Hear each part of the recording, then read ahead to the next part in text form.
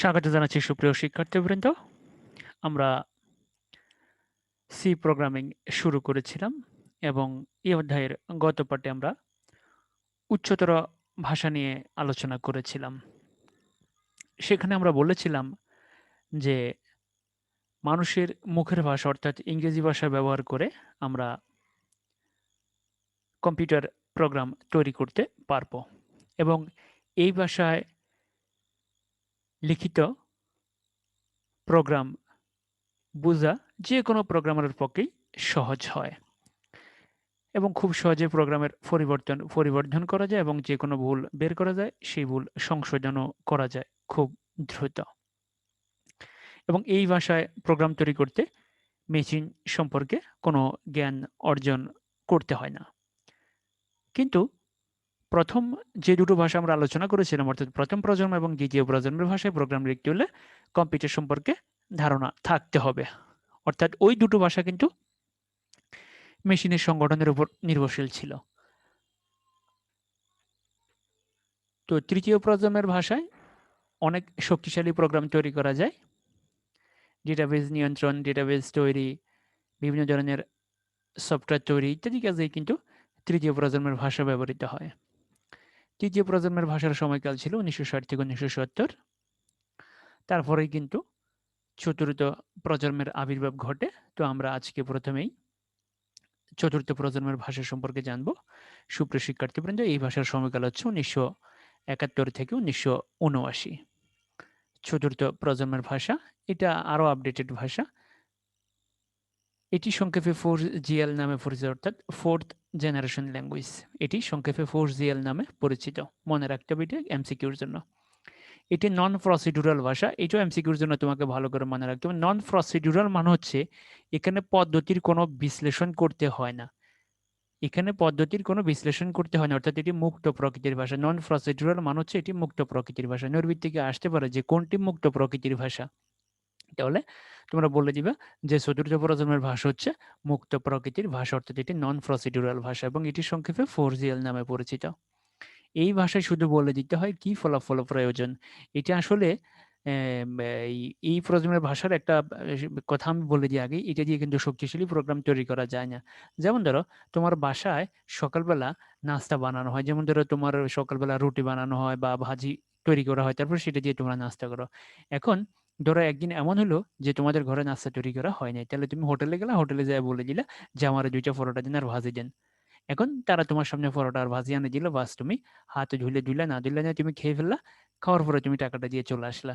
এখন এই ব্যক্তি কিভাবে পরোটা বানাইছে, কিভাবে ভাজি বানাইছে, কোন দোকান থেকে আটা কিনছে, কোন কোম্পানির আটা, এবং সেটা কখন বানাইছে, এবং তার এটা স্বাস্থ্যসম্মত ছিল কিনা এবং এটা মানসম্মত ছিল কিনা, যে তুমি কিছুই জানো না, তোমার কিছুই জানার প্রয়োজন হয় নাই। তুমি শুধু খেয়ে চলে আসছো। ঠিক আসলে চতুর্থ প্রজন্মের ভাষাটা হচ্ছে এমনই যে এখানে তুমি শুধু বলে দিবা কি ফলাফল তোমার প্রয়োজন। মনে রাখবা, চতুর্থ প্রজন্মের ভাষা দিয়ে শক্তিশালী প্রোগ্রাম তৈরি করা যায় না। ঠিক তেমনি তুমি যখন কন্টিনিউয়াস এভাবে হোটেলে প্রত্যেকদিন খাইবা, তখন তোমার শরীর কি আস্তে আস্তে ভাঙতে শুরু করবে বা তোমার শরীর আস্তে আস্তে দুর্বল হতে থাকবে। তো ঠিক একই রকমই চতুর্থ প্রজন্মের ভাষা। চতুর্থ প্রজন্মের ভাষা দিয়ে কিন্তু শক্তিশালী কোনো প্রোগ্রামই তৈরি করা যায় না। যা কিছু শক্তিশালী তৈরি করা যায় সেটা হচ্ছে তৃতীয় প্রজন্মের ভাষা দিয়ে। কিভাবে কার্য সম্পাদন করতে হবে তা ব্যাখ্যা করার প্রয়োজন নাই। তুমি হোটেলে যাই শুধু অর্ডার দিবে যে আমার খাবারটা দেন, বাস সে তোমারে খাবার দিয়ে দেবে। এই প্রজন্মের ভাষা শেখার জন্য প্রসেসিং ক্ষমতা বেশি দরকার। এই প্রজন্মের ভাষার জন্য অর্থাৎ কম্পিউটারের প্রসেসিং ক্ষমতা অনেক বেশি থাকতে হবে, নাহলে কম্পিউটার হ্যাং করবে। 4GL ব্যবহার করে সহজে অ্যাপ্লিকেশন প্রোগ্রাম তৈরি করা যায় বলে একে র্যাড টুল বলে। মনে রাখতে হবে এটা এমসিকিউর জন্য। 4GL ব্যবহার করে সহজে কি তৈরি করা যায়, অ্যাপ্লিকেশন প্রোগ্রাম তৈরি করা যায়, কারণ এটা এতই ইজি যে এটা হচ্ছে মুক্ত প্রকৃতির ভাষা, কারণ এখানে শুধু তুমি বলে দিবে যে তোমার কি ফলাফল চাই, সবকিছু অটোমেটিক তৈরি হয়ে যাবে। তাই এই ভাষার ব্যবহার করে সহজে অ্যাপ্লিকেশন প্রোগ্রাম তৈরি করা যায়। আর র্যাড মানে হচ্ছে র্যাপিড অ্যাকশন ডেভেলপমেন্ট। মনে রাখবা, র্যাড মানে হচ্ছে র্যাপিড অ্যাকশন ডেভেলপমেন্ট। তো তাহলে দেখো তোমরা আবার বিষয়টা, যে এই চতুর্থ প্রজন্মের ভাষার এই যে বৈশিষ্ট্যগুলো, এই বৈশিষ্ট্যগুলো তোমাকে কিন্তু ভালো করে মনে রাখতে হবে সিকিউ এবং এমসিকিউ উভয়ের জন্য। আর সবচেয়ে বেশি যে জিনিসটা এমসিকিউতে বেশি আসে সেটা হচ্ছে যে কোনটিকে মুক্ত প্রকৃতির ভাষা বলা হয়। তাহলে চতুর্থ প্রজন্মের ভাষাকে মুক্ত প্রকৃতির ভাষা বলা হয়। এটা হচ্ছে নন প্রসিডিউরাল ভাষা, অর্থাৎ এখানে কিভাবে কার্য সম্পাদন হবে তার ব্যাখ্যা করার দরকার নেই, শুধু তুমি বলে দিবে তোমার কি ফলাফল চাই। তো দেখো, ডেটাবেসকে নিয়ন্ত্রণ, পরিচালনা, কোয়েরি, রিপোর্ট ইত্যাদির কাজে এই ভাষা ব্যবহার করা হয়, মনে রাখবে। তাহলে ডেটাবেসকে নিয়ন্ত্রণ, পরিচালনা, কোয়েরি, রিপোর্ট। তো ডেটাবেস সময় আমরা যখন ডেটাবেস নিয়ে আলোচনা করবো তখন বুঝতে পারবা যে এই যে আমরা দেখবা সেখানে আমরা এসকিউএল নামে একটা ভাষা পাবো। আমরা তোমাদের পাঠ্য বইতে কিন্তু এসকিউএল আছে, সি প্রোগ্রামিং এবং এসকিউএল ডেটাবেস হচ্ছে এসকিউএল নিয়ে। তো এসকিউএল যখন তোমরা করবা তখন বুঝতে পারবে যে এসকিউএল দিয়ে কিভাবে কোয়েরি করা, অর্থাৎ রিপোর্ট তৈরি করা হয়, যে ডেটা বেস তৈরি করা হয়, ডেটাবেসে ডেটা প্রবেশ করানো হয়, তোমরা এগুলো সবই বুঝতে পারবা সেখানে। এই ভাষার গুণগত মান উন্নত নয়, এটাই আমি প্রথমেই বলেছিলাম যে এই ভাষার গুণগত মান উন্নত নয়। কারণ তুমি এখানে বলে দিবে তোমার কি ফলাফল চাই, কিন্তু তুমি তো নিজের মতো করে কোনো কিছু এখানে তৈরি করে দিতে পারবে না। অর্থাৎ এখানে প্রোগ্রামারের চিন্তা ভাবনার কোনো সুযোগ নাই। এখানে প্রোগ্রামারের চিন্তা ভাবনার কোনো সুযোগ নাই। তুমি হোটেলে যেয়ে বলে দিতে পারবে না যে আপনি আমার খাবারটাকে এইভাবে বানাবেন, আমার খাবারটা হবে এই জিনিস দিবেন। কারণ সে তো এটা পারবে না, এবং তার কাছে হয়তো এত ইনগ্রেডিয়েন্ট নাই। তাহলে তোমাকে সেটা যেটা ওটা করতে হলে তোমার কি বাসায় তোমার খাবার তৈরি করতে হবে স্বাস্থ্যসম্মতভাবে। তাহলে এই ভাষার গুণগত মান উন্নত নয়। এই ভাষা ব্যবহার করে কোনো শক্তিশালী প্রোগ্রাম তৈরি করা যায় না। এই ভাষা এই ভাষায় ব্যবহারকারীর নিজস্ব চিন্তাভাবনার প্রয়োগের সুযোগ নেই। মনে রাখতে হবে, প্রোগ্রামারের নিজস্ব চিন্তাভাবনা প্রয়োগের কোনো সুযোগ এখানে নেই, যেটা তৃতীয় প্রজন্মের ভাষায় সম্পূর্ণরূপে আছে। সেখানে প্রোগ্রামার নিজের চিন্তাভাবনা ঘটাইয়া সে একটা প্রোগ্রাম তৈরি করবে, কিন্তু এখানে ব্যবহারকারীর চিন্তাভাবনার কোনো সুযোগ নাই। আর 4GL মানে হচ্ছে অতি উচ্চ স্তরের ভাষা। তাহলে মনে রাখবা, তৃতীয় প্রজন্মের ভাষাকে বলা হয় উচ্চ স্তরের ভাষা, আর চতুর্থ প্রজন্মের ভাষাকে বলা হয় অতি উচ্চ স্তরের ভাষা। এই শব্দগুলো কিন্তু তোমাকে মনে রাখতে হবে এমসিকিউর জন্য। মনে রাখবা, প্রথম প্রজন্মের ভাষার নাম হচ্ছে যান্ত্রিক ভাষা, দ্বিতীয় প্রজন্মের ভাষার নাম হচ্ছে সাংকেতিক ভাষা, তৃতীয় প্রজন্মের ভাষার নাম হচ্ছে উচ্চ স্তরের ভাষা, আর চতুর্থ প্রজন্মের ভাষার নাম হচ্ছে অতি উচ্চ স্তরের ভাষা, অর্থাৎ ভেরি হাই লেভেল ল্যাঙ্গুয়েজ। ইংরেজি যদি বলা হয় তাহলে হবে ভেরি হাই লেভেল ল্যাঙ্গুয়েজ। তৃতীয় প্রজন্মের ভাষা হচ্ছে হাই লেভেল ল্যাঙ্গুয়েজ, দ্বিতীয় প্রজন্মের ভাষা হচ্ছে অ্যাসেম্বলি ল্যাঙ্গুয়েজ, আর প্রথম প্রজন্মের ভাষা হচ্ছে মেশিন ল্যাঙ্গুয়েজ। তবে প্রথম প্রজন্ম আর দ্বিতীয় প্রজন্ম এই দুটোকে একসাথে বলা হয় নিম্ন স্তরের ভাষা। তাহলে চতুর্থ প্রজন্মের ভাষাকে তোমরা কি বলবা? অতি উচ্চ স্তরের ভাষা, বা ইংরেজিতে ভেরি হাই লেভেল ল্যাঙ্গুয়েজ। এবং তোমরা দেখলা যে চতুর্থ প্রজন্মের সুবিধা অসুবিধা তুমি যাই বলো, সেটা হচ্ছে এগুলাই। তো সুবিধা আসলে তুমি এখান থেকে এগুলাকে আলাদা করে নিতে পারবে, অসুবিধা আসলে তুমি আলাদা করে লিখতে পারবে, আর বৈশিষ্ট্য আসলে সবগুলো একসাথে লিখে দিবে। তাহলে চতুর্থ প্রজন্মের ভাষা সম্পর্কে আমরা কি কি জানলাম আজ? যে এই ভাষার গুণগত মান উন্নত নয়, এটি মুক্ত প্রকৃতির ভাষা। এখানে শুধু বলে দিতে হবে কি ফলাফল প্রয়োজন। এই ভাষা ব্যবহার করে অতি সহজেই অ্যাপ্লিকেশন প্রোগ্রাম তৈরি করা যায় বলে এর নাম হচ্ছে র্যাডেট টুল। এই ভাষা ব্যবহার করে ডেটাবেসকে নিয়ন্ত্রণ, পরিচালনা, কোয়েরি, রিপোর্ট ইত্যাদি কাজ করা যায়। এই ভাষার গুণগত মান উন্নত নয়। এই ভাষা ব্যবহার করে শক্তিশালী প্রোগ্রাম তৈরি করা যায় না, এবং এই ভাষায় ব্যবহারকারীর নিজস্ব চিন্তা ভাবনার কোনো সুযোগ নেই। এখন আমরা কয়েকটি চতুর্থ প্রজন্মের ভাষা দেখব, যেটা এমসিকিউতে প্রায় এসে থাকে। এমসিকিউতে তোমাকে বলবে যে নিচের কোনটি চতুর্থ প্রজন্মের ভাষা। দেখো, এসকিউএল, এই এসকিউএল কিন্তু আমরা শিখে ফেলবো ষষ্ঠ অধ্যায়ে গেলে, আর বাকিগুলা তোমরা পরবর্তীতে যদি তোমরা আউটসোর্সিং করতে যাও, বা তোমরা যদি নিজেদেরকে এনরিচ করার জন্য শিখতে চাও, তাহলে শিখবে। বর্তমানে সবচেয়ে বেশি ব্যবহৃত হয় ওরাকল, ভিজুয়াল বেসিক, এই দুটো ভাষা কিন্তু বেশি ব্যবহৃত হচ্ছে। এগুলো খুবই গুরুত্বপূর্ণ, এগুলো শিখলে তোমরা অনেক কাজ করতে পারবা। অনেক প্রোগ্রাম তৈরিতে কিন্তু এই দুটো ভাষা ব্যবহার হচ্ছে। তো এসকিউএল, ভিজুয়াল বেসিক, ওরাকল, নমেন্ট, আরপিজি3, ফোকাস, ইন্টেলেক্ট, ভিপিএম। তাহলে এই সবগুলোর নাম তোমাকে মনে রাখতে হবে এমসিকিউর জন্য। তবে এমসিকিউতে সবচেয়ে বেশি আসে এসকিউএল আর ভিজুয়াল বেসিক। আর তোমরা তো এসকিউএল শিখেই ফেলবে, এবং এসকিউএল সম্পর্কে খুব ভালোভাবে শিখে ফেলবে তোমরা ষষ্ঠ অধ্যায়ে গেলে। এসকিউএল খুবই গুরুত্বপূর্ণ। এসকিউএল ব্যবহার করে খুব চমৎকার ডেটাবেস তৈরি করা যায়, অর্থাৎ ডেটাবেসের সব কাজ কিন্তু এসকিউএল ব্যবহার করে করা যায়। তাহলে এই সবগুলোর নাম তোমাদেরকে কিন্তু এমসিকিউর জন্য ভালোভাবে মনে রাখতে হবে। তো চলো এবার আমরা দেখব পঞ্চম প্রজন্মের ভাষা, অর্থাৎ 1980 থেকে বর্তমান পর্যন্ত পঞ্চম প্রজন্মের ভাষা নিয়ে গবেষণা চলতেছে। যদিও এই গবেষণার এখনো কোনো শেষ হয়নি, বা আমরা পুরোপুরি কোনো রেজাল্ট পাইনি। অর্থাৎ পঞ্চম প্রজন্মের ভাষার যে বৈশিষ্ট্যগুলো বা যে বিশেষ বৈশিষ্ট্যের উপর ভিত্তি করে আমরা তাকে পঞ্চম প্রজন্মের ভাষা বলবো, সেটা কিন্তু আমরা এখনো পাইনি। তবে সেটা হয়তো অচিরেই চলে আসবে। তো আসো আমরা পঞ্চম প্রজন্মের ভাষা সম্পর্কে কিছু বিশেষ বিষয় জেনে নিই। এই প্রজন্মে মানুষের ভাষাকে প্রোগ্রামের ভাষা হিসেবে ব্যবহার করা হবে, অর্থাৎ মানুষ যা চিন্তা করবে তা কম্পিউটার বুঝে ফেলবে। অর্থাৎ মানুষ মনে মনে যা চিন্তা করবে তা কম্পিউটার সরাসরি বুঝে ফেলবে। এই জন্য বিজ্ঞানীগণ অনবরত চেষ্টা চালিয়ে যাচ্ছেন, যদিও এটা এখনো শেষ হয়নি। অর্থাৎ তারা কিন্তু চেষ্টা চলতেছে। তুমি দেখো 1980 থেকে বর্তমানে, অর্থাৎ এই পাঁচটা প্রজন্মের, অর্থাৎ এটি হচ্ছে পঞ্চম প্রজন্ম। এই যখন পঞ্চম প্রজন্মের কাজ শেষ হয়ে যাবে, তখন হয়তো ষষ্ঠ প্রজন্ম আসবে। কথোপকথনের রীতিতে কম্পিউটার ও ব্যবহারকারীর মধ্যে দ্রুত দ্রুত পারস্পরিক সংযোগ সৃষ্টির জন্য এই ভাষা ব্যবহার হবে। তাহলে তোমরা নিশ্চয়ই বুঝতে পারছো যে কথোপকথনের রীতিতে অর্থাৎ কম্পিউটার এবং ব্যবহারকারী একজন বলবে, অর্থাৎ এখন তো আমরা টাইপ করতে হয় কম্পিউটারে, তখন কম্পিউটারে কোনো কিছু টাইপ করা লাগবে না।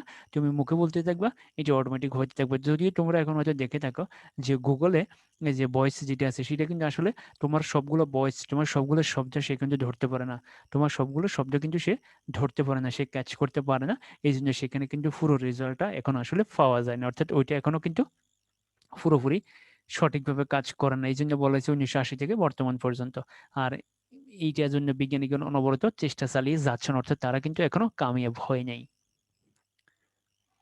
কৃত্রিম বুদ্ধিমত্তায় এই প্রজন্মের ভাষা ব্যবহৃত হয়, অর্থাৎ ভার্চুয়াল রিয়েলিটিতে কিন্তু এই প্রজন্মের ভাষা ব্যবহৃত হচ্ছে। ভার্চুয়াল রিয়েলিটি তোমরা প্রথম অধ্যায়ে পড়ছো, সেখানে জানছো যে ভার্চুয়াল রিয়েলিটি কি, এটা আসলে কিভাবে কাজ করে। 5GL মানে হচ্ছে ন্যাচারাল ল্যাঙ্গুয়েজ। মনে রাখতে হবে, এমসিকিউর জন্য অত্যন্ত ইম্পর্টেন্ট, অর্থাৎ প্রাকৃত ভাষা মনে রাখবা। তাহলে প্রাকৃতিক ভাষা 5GL, ফিফথ জেনারেশন ল্যাঙ্গুয়েজ। এটাকে কি বলা হয়? প্রাকৃতিক ভাষা। 4GL কে বলা হয় অতি উচ্চ স্তরের ভাষা। আর তৃতীয় প্রজন্মের ভাষাকে বলা হয় উচ্চ স্তরের ভাষা। এই ৩ টা নাম কিন্তু তোমাকে এমসিকিউর জন্য ভালোভাবে মনে রাখতে পারে। এটি হচ্ছে চতুর্থ প্রজন্মের ভাষার বৈশিষ্ট্য, যে এখানে মানুষের ভাষাকে প্রোগ্রামের ভাষা হিসেবে ব্যবহার করা হবে। আর এই জন্য বিজ্ঞানীগণ অনবরত চেষ্টা চালিয়ে যাচ্ছেন, অর্থাৎ তারা এখনো শেষ করতে পারে নাই। কথোপকথনের রীতিতে কম্পিউটার এবং ব্যবহারকারীর মধ্যে দ্রুত পারস্পরিক সংযোগ সৃষ্টির জন্য এই ভাষা ব্যবহার হবে। আর কৃত্রিম বুদ্ধিমত্তায় কিন্তু এই প্রজন্মের ভাষা ব্যবহৃত হচ্ছে বর্তমানে, অর্থাৎ যেটুকু আবিষ্কার হয়েছে সেটুকু এখন ভার্চুয়াল রিয়েলিটিতে প্রয়োগ করা হচ্ছে। যেমন ধরো রোবট, রোবটের ক্ষেত্রে তো পঞ্চম প্রজন্মের ভাষার প্রয়োগ ঘটাচ্ছে। এটা কিন্তু একটা এক ধরনের ভার্চুয়াল রিয়েলিটি। তারপরে জানো ভার্চুয়াল রিয়েলিটিতে আরো অনেক কাজে ব্যবহার করে, যেমন 90 মুভিগুলো ভার্চুয়াল রিয়েলিটি। তোমরা ভিডিও গেম খেলো, এটাও ভার্চুয়াল রিয়েলিটি, ওখানে কিন্তু ব্যবহার করা হচ্ছে পঞ্চম প্রজন্মের ভাষা। তাহলে পঞ্চম প্রজন্মের ভাষা মানে হচ্ছে ন্যাচারাল ল্যাঙ্গুয়েজ। এবার আমরা কয়েকটি পঞ্চম প্রজন্মের ভাষা জানবো। মনে রাখবো এমসিকিউর জন্য শুধুমাত্র এই নামগুলো তোমাকে ভালো করে মুখস্থ রাখতে হবে। ফ্রোলগ, অফস 5, মার্কারি, এই ৩টার নাম তোমাকে মনে রাখতে হবে। মনে রাখবো অল্প কয়টা।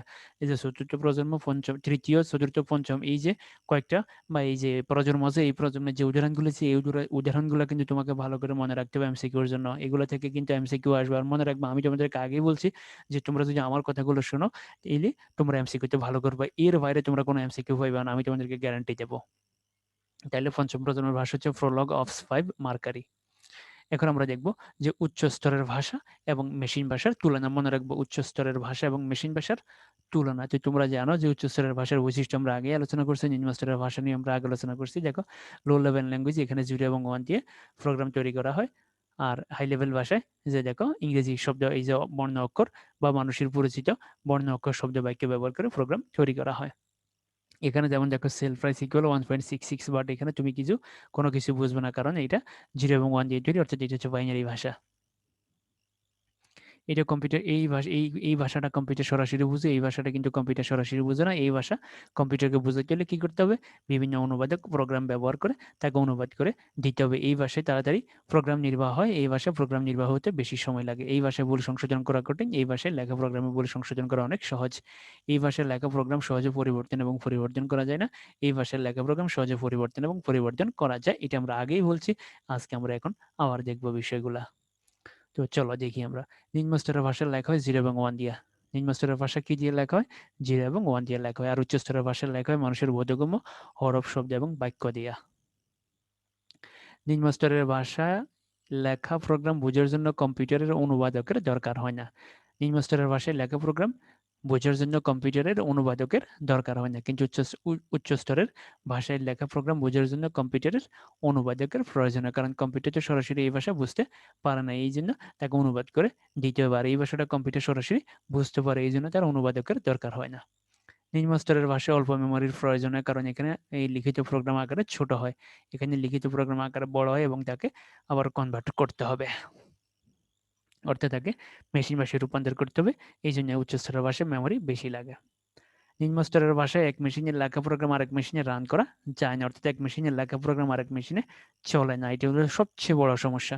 কিন্তু উচ্চ স্তরের ভাষায় লেখা প্রোগ্রাম যে কোনো কম্পিউটারে রান করা যায়, অর্থাৎ একটা কম্পিউটারে লিখবা, তুমি অন্য যে কোনো কনফিগারেশনের কম্পিউটারে এটা চালাতে পারবা।